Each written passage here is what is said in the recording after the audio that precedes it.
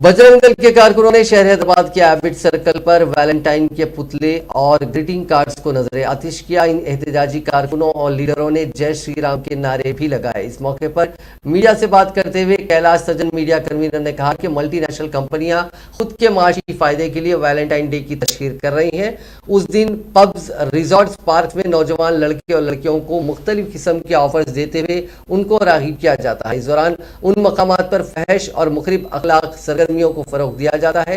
उन मकामात पर मंशियात का भी इस्तेमाल किया जाता है और क़ब्ल अज़ीम भी ऐसे वाक़यात पेश आ चुके हैं। बजरंग दल और वीएचपी मोहब्बत के खिलाफ नहीं है। रामायण और महाभारत मोहब्बत की ही कहानियां हैं। अगर नौजवान किसी को मिसाल बनाना चाहते हैं तो महाभारत और रामायण को मिसाल बनाएं और इस तरह की मिसाल वैलेंटाइन से ना लें। वैलेंटाइन डे दरअसल तब्दीली मजहब का माफिया है जो हर मुल्क में चल रहा है। कई ममालिक ने इस पर पाबंदी आयद कर दी है। उन्होंने कहा कि 14 फरवरी 2019 में पुलवामा में फौजियों पर दहशतगर्दों ने हमला किया था जिसमें 45 फौजी हलाक हो गए थे।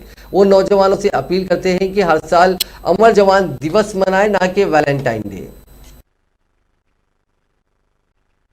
श्री राम, जय श्री राम।